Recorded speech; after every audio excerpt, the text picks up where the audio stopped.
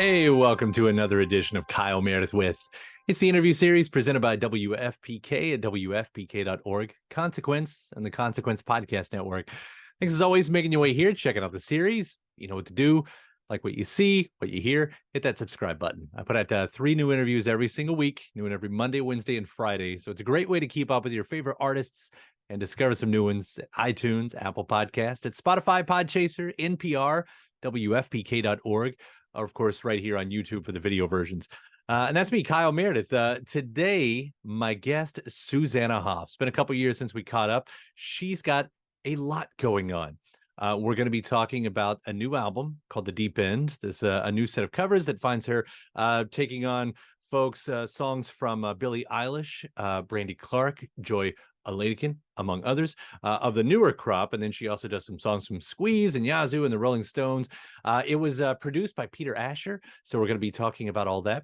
She's also got a brand new novel called This Bird Has Flown. This, as she'll tell us, is a bit of a one-hit wonder story.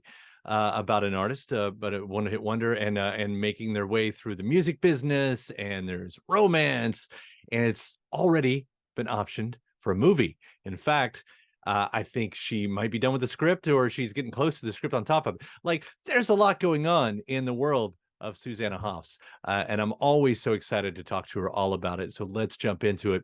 We're talking The Deep End, and This Bird Has Flown.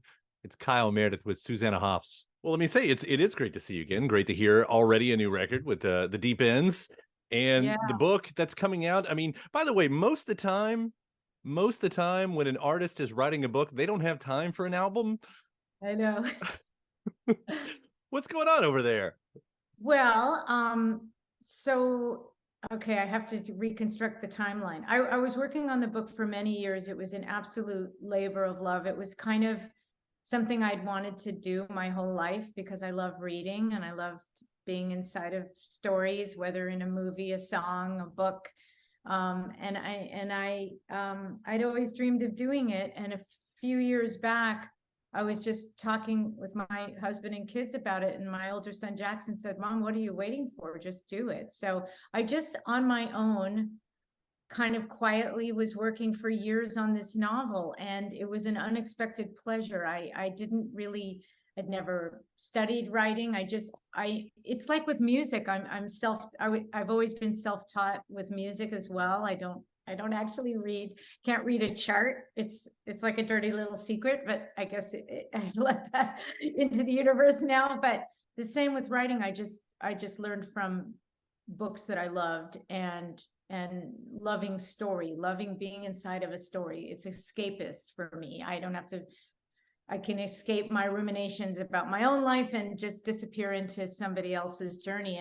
So I just took the plunge, as they say, straight into the deep end. The album title is based on this incredibly beautiful Holly Humberstone song, but it all fit with the story of both the novel and how I remember throwing myself in the early 80s when I was fresh out of university at UC Berkeley, and I was like, this is what I want to do. And I was going to see Patti Smith and the Sex Pistols and Winterland Ballroom, and I was so psyched about music. And so same thing. I just threw myself into the deep end and hoped that I could figure out how to stay afloat.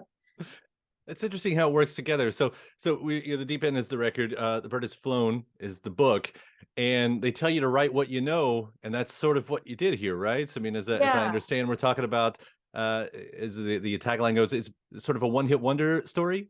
Yeah, it's a one-hit wonder set in the present, the now, because I was writing it all through the pandemic, but and so I didn't want the story to be like set in the pandemic, just to clarify. I just started to kind of dream up the story and kind of using some favorite books from my childhood, like Jane Eyre, which I revisited over and over again. And there's a book, Rebecca, by Daphne du Maurier, that has a similar theme, kind of the ghosts of our past.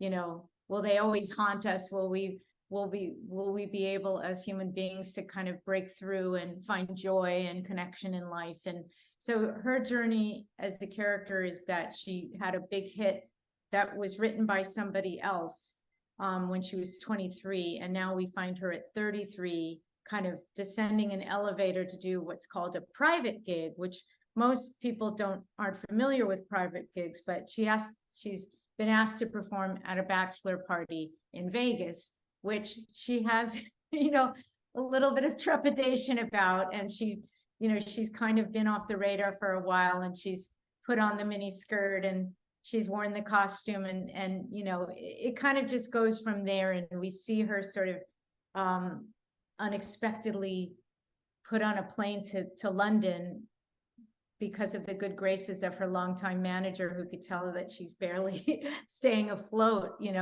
with grappling with the failure of her career and a recent very devastating breakup. And then she meets this stranger on a plane. And I'll let the readers who want to go on their own journey with the book take it from there. But so I was able to use my experiences as a musician and also a person in the music business, which are two different things in my mind.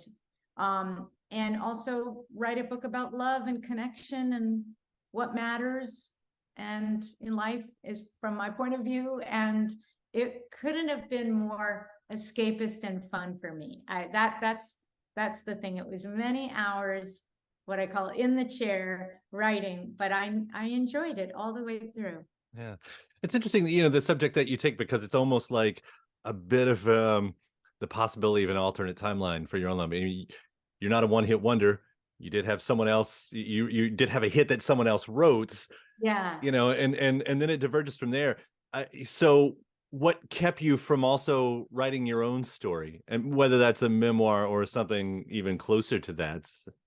That's interesting. I mean, songs are more memoir-esque in a sense. I always approach songs I never, there's some great storytellers, songwriters, Paul Simon comes to mind, for example. And the stories aren't necessarily his own stories, but often they are, but sometimes they're not. Or Bruce Springsteen, or, so many artists. But I don't know. I really wasn't. It's possible that a memoir will be in the works down the line. It's not something I'm focusing on now that I've discovered the joy of writing fiction, like literally playing with dolls, like the characters are like dolls, and the whole unfolding process of how I discovered how to write a novel. I never expected to honestly find myself in this very moment, because I was so where I have this novel coming out, and very soon on Little Brown, which is the most wonderful imprint to be on. I mean, I just love the people there. My editor's great. I mean, I think it's a challenge now for me to take on writing solo music, maybe, perhaps. Although I do love collaborating when it comes to music.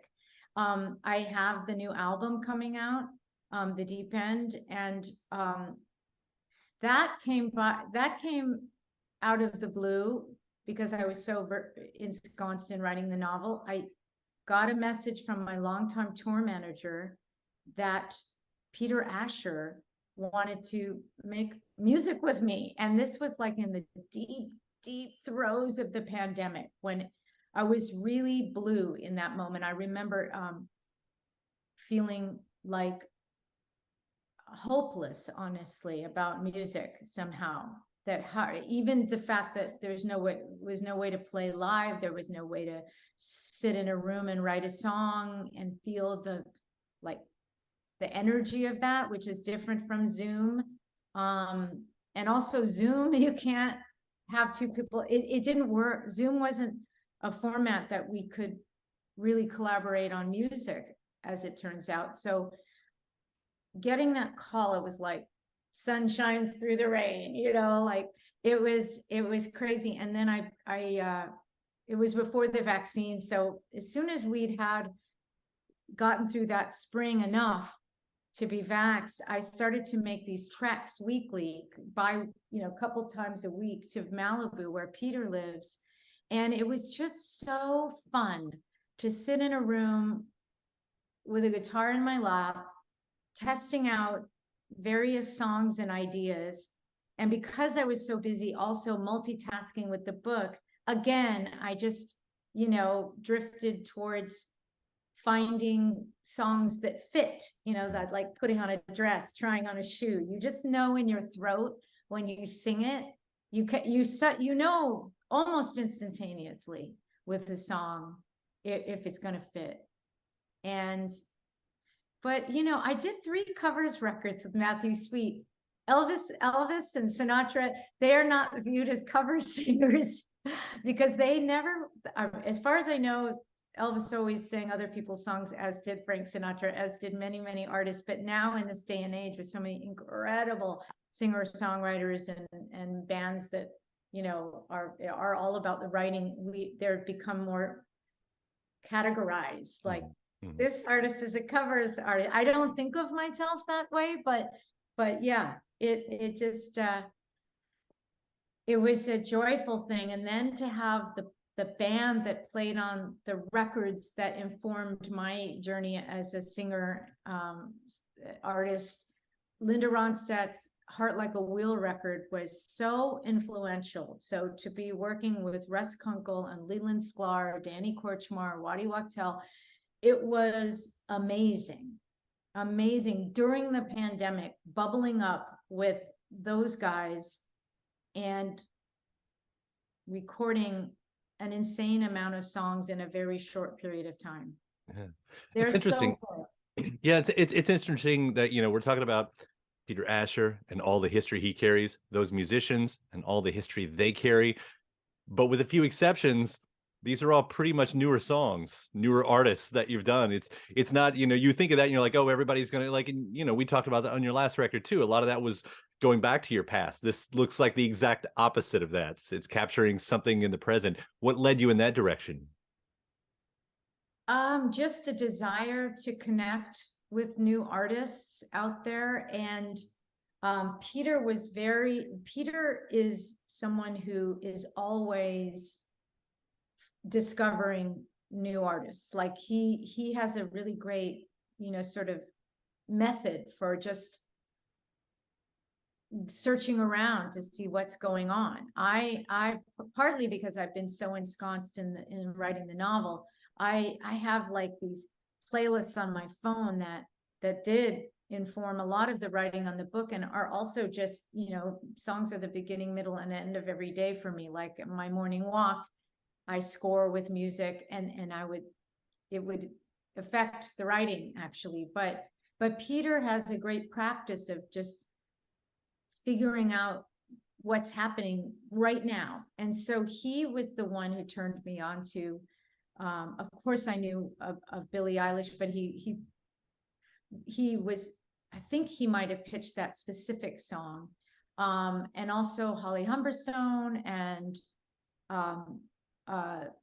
the Joy, and I Joy don't Oladokun. Yeah. Yeah, how do you, I always put the syllable on the wrong, Right. that phrase. So I get the wrong emphasis. Yeah, but Joy's song.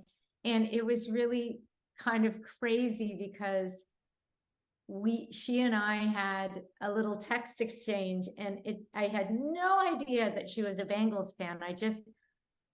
Because Peter Asher turned me on to her music, I just was utterly entranced and smitten with her writing and singing, and just blown away. And then we had this fun little exchange, and then actually she sent me something to sing background vocals on, and it established a friendship there again during the pandemic, when it was so isolating of a time. These connections with other musicians and artists was just so, like, it really was like could turn my mood around on a dime. Just being connection, so at a time when we were all so isolated. Yeah. She's first off, I assume everybody is a Bangles fan, so I would never be surprised in that myself. But two, I mean, she really has. I feel like Joy has turned into, even in that time, one of the most important songwriters of this era, and what she's writing out there. Yeah, it's incredible. It's so incredible, and I'm so happy for her, and she deserves every bit of accolade that she's getting. And you know, it's just wonderful to connect with Yeah. a new group of brilliant artists making amazing stuff. So yeah, that was just a great gift, and I'm so grateful to Peter for kind of, you know, sharing all of his discoveries. Mhm. And Holly, as you mentioned, and Brady Clark, and the Billy song I thought was actually interesting. And you know, you've got Ed Sheeran in there too. And I'm only, as we're talking about genres, probably unfairly as I say this, you know, they're more in the pop world than some of these other singer songwriters are. But like Billy's song, it feels like that's a different energy, specifically that song, not as an artist, but a different energy to tap into. Yet you still make it in this cohesive thing that sounds great with the rest of the album. It doesn't sound like an outlier that maybe I would have thought it would. Like, what was that part of the conversation? Well, one thing that just crossed my mind as you were saying that was that it wasn't something we went in knowing we would do this, but all we basically ended up with having this wonderful string quartet play on pretty much every song. I think actually on every song. It started out like, ooh, let's get them for the one. Oh, maybe they should do this one.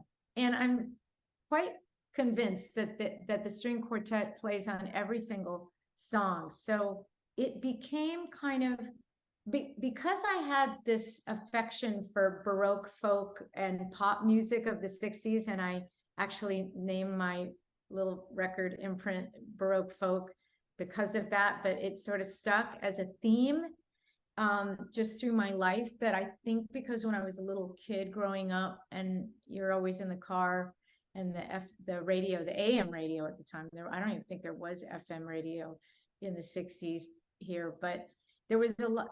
For some reason, it would always prick up my ears when there'd be a little harpsichord or like an oboe on a Sonny and Cher song. And even my kids report to me now, that when I would take them to school and we'd do the drives, I would always kind of remark on, check out that bass line, whether it was in like Ramble On, Rolling, Led Zeppelin song or something, some piece of the arrangement would always tickle my fancy. Is that an expression? It seems really old fashioned. That's an And expression. yeah, and uh, it was something about, I mean, we have like a lot of eclectic instruments on the record. It was something actually David Kahn, who produced the first two Bangles records, he was a terrific arranger and often thought to throw in, and David Segerson too. You know, most of the producers I've worked with have had a really great ear for arrangement and sensibility for arrangement. So, but I do owe some of that to my connection to my little girl self growing up in the 60s. And I mean, I love the movies of the 60s and 70s, that those eras have informed a lot about the art that I've made. Mhm. Well, that Yeah. makes sense. Even and you cover Coconut Records, Jason Schwartzman. Oh, He yeah. comes from that world a lot too. I mean, that's where he's pulling from. So it's interesting that or are you all? I mean, I know you're in the same area. Are you all actually friends? I mean, we're friends. I mean, I haven't spent that much time, and Robert his brother Robert does a lot of documentaries with my friend Rick Krim. So, but the Schwartzman family grew up in the same neighborhood as I did. I just sent a YouTube clip to a friend in England on the day that the Beatles came to our block in Brentwood. And the Schwartzman family lived just down the street. And it was actually on their block. I don't know if it was their house at the time, that the Beatles went to some sort of event when they were in town to do the Hollywood Bowl shows. And so I've always, and also Jay worked with John Schwartzman, who's in a DP. I've had a connection, sort of a loose connection to their whole clan for a long time. So getting to meet Jason at the studio when he came to listen to what we'd done with his music was really, really a treat.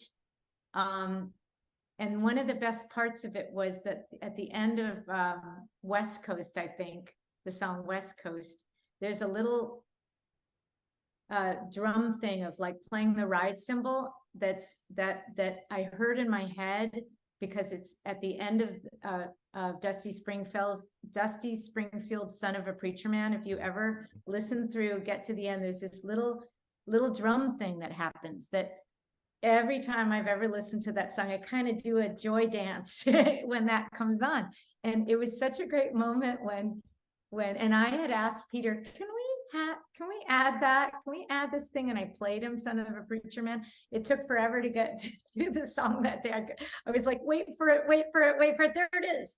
And so we did it. And then Jason immediately goes, I love that thing of the ride on the bell at the end. And Peter looked at me and smiled. He goes, that was Sue's idea.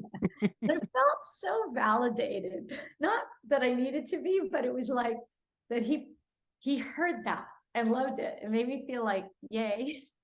The thing that you've loved for so long now. It's, as you say, the validation, it's there. It on the record, and Jason was happy about it on his song.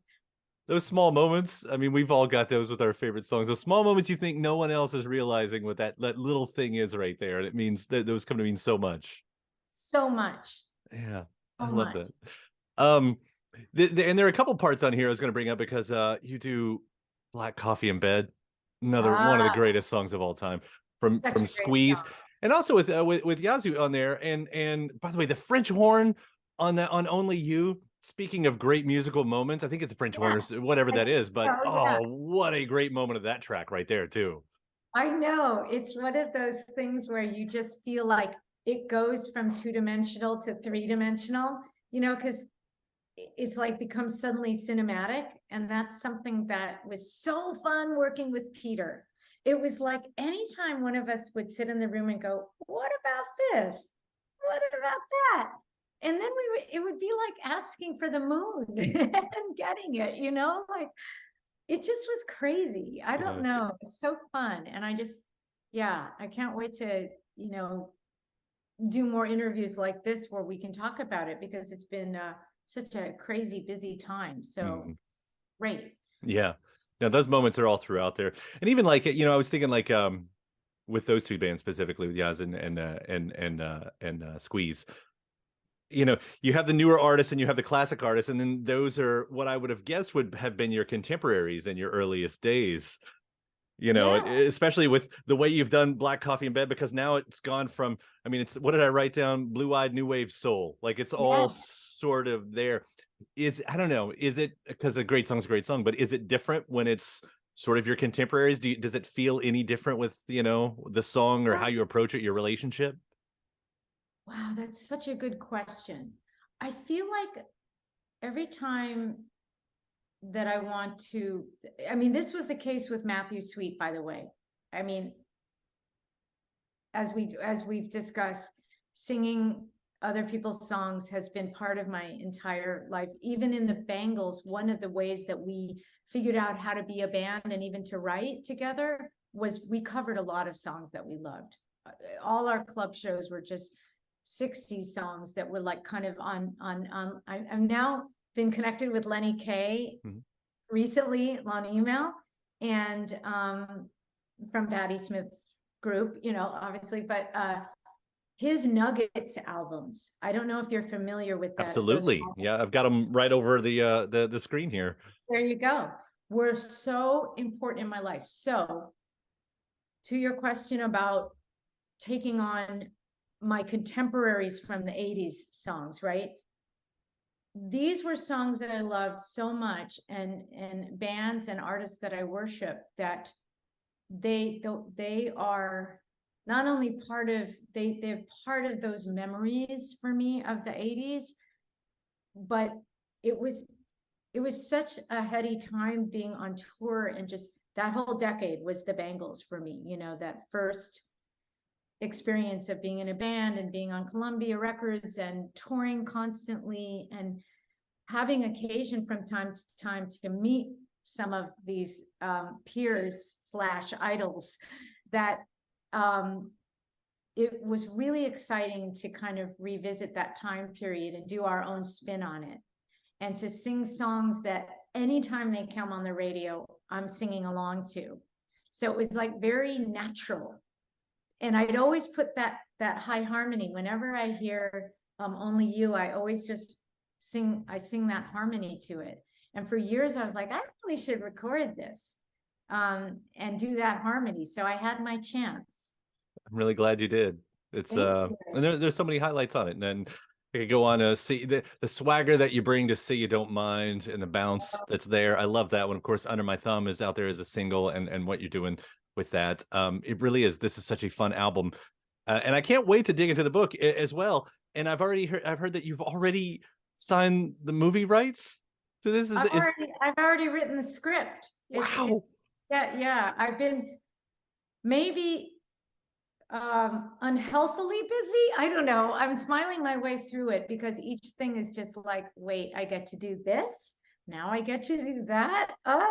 This is so wonderful. Yeah. So during the last year to couple of years, all of these pieces of the puzzle started falling into place. And very early on, even before I started doing the editing process with my wonderful editor at Little Brown on the manuscript, on the novel, there was interest from the film world because, you know, they get sent manuscripts really early on.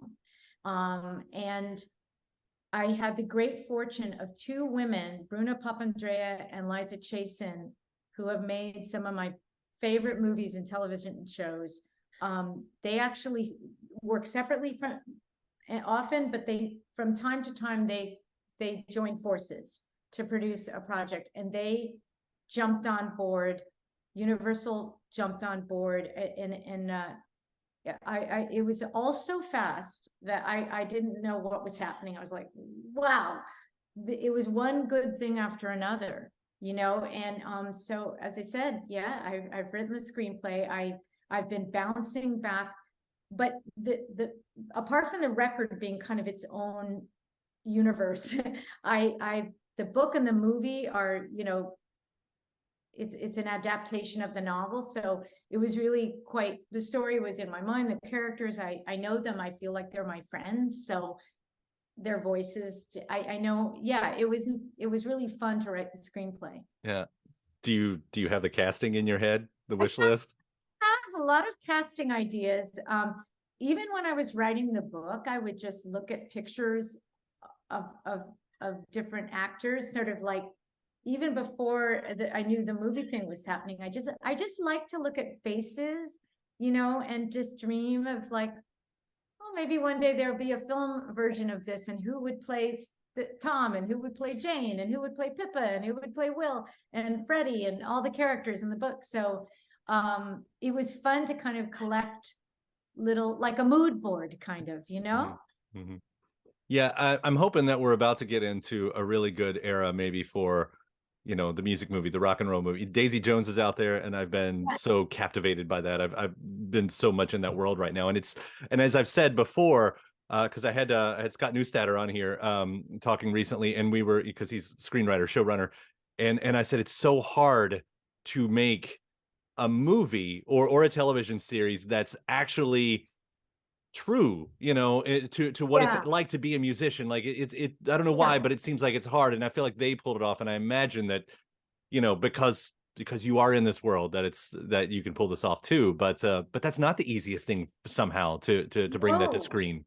No, and I really in the working on the editing of the book, I have internalized the process of stepping onto a big stage, and your heart's beating, you fear the audience can hear it, you know, like you have to kind of become this other person in that moment. You have to take your just daily life mishigas, to use an Yiddish expression, but in just fucking you know, bring it on, or, you know, like unleash the other person inside of you who has the sass and the, I don't know, to do something like that, to just start freaking playing and singing and lighting up the stage in some way, you know, bringing that energy. And yes, it's really hard to do it. That's one of the fun things that I'm going to be getting into that I got into with my screen adaptation of the concert scenes, you know. And yeah, and even the struggle to write a song is very hard to portray. I've just reached out to Taylor Jenkins Reid on Instagram, and so now we're going to get together, I think even tomorrow. But it was so fun because I'm such a fan of her book, and I've just started another one of her books, and the show, and wow, yeah, it's been so fun to get to know other authors, but also people who write about music. Mhm. There's like a subgenre in literature about people who write about. I just met Nick Hornby recently. I'm starting to meet all these authors who, I don't know if you even call it a subgenre, but you know, obviously, and you know, Cameron Crowe did such good. He was so inside the scene that I Almost Famous is one of the great, like, that's the crowning, that's the number one rock movie for, like, it's hard to beat that, you know. Well, I'll tell you the one that the thing that I always say to people when they say, like, what's it like being in a band? And I always say, watch Spinal Tap. Honestly, Spinal Tap. I mean, and my character is a one-hit wonder. I know what it's like to have ups, and I know what it's like to have downs, and nobody cares when you put out a record too, you know. So it's just Spinal Tap, or you walk on a stage and everything's wrong, nothing's working, and you're trying to be like a showman and pretend the show must go on, you know. But it's Spinal Tap is a must see for anyone who wants to see a great example of an accurate rock and roll story. It's one of the greats for a reason. Yeah. I hope that all of you all start some kind of Algonquin roundtable at some points, all you musical authors. That would, yeah. Yeah. There's an author that I've just met also recently, Emma Stroud, who wrote a great book called Modern Lovers. I love it. And there's a cat in it called Iggy Pop. There's like a whole, yeah, I'm just starting to find, you know, my compadres in this genre. Right. That's awesome. Yeah. Well, I can't wait for all of it to come out. I'm seriously, you know, I'm such a fan of what you do. I love what you do. And The Deep End is so much fun to listen to. Susanna, it's always so great to talk to you. Thank you so much. Thank you. Till next time. And thanks to my guest. Also, thanks to you for checking out the episode in the series. Before you get out of here, hit that subscribe button. Again, you get 3 brand new interviews every single week. New one every Monday, Wednesday, and Friday at right here on YouTube, or of course anywhere in podcast land, including iTunes, Apple Podcasts, Spotify, Podchaser, NPR, or WFPK.org as well. A great way to keep up with your favorite artists and discover new ones as well. Then after that, actually head over to WFPK.org. That's where I do a show Monday through Friday, 6 p.m. Eastern. It's an hour full of song premieres, music news, anniversary spins, bonus interviews, Monday through Friday, 6 p.m. Eastern at WFPK.org. Consequence has your music and film news. You can also find me on the social media spots, Facebook, Instagram, mostly on Twitter. All 3 of them, the address is at Kyle Meredith. Do hope you like and follow along. That does it for another edition. I'm Kyle Meredith. I'll see you next time.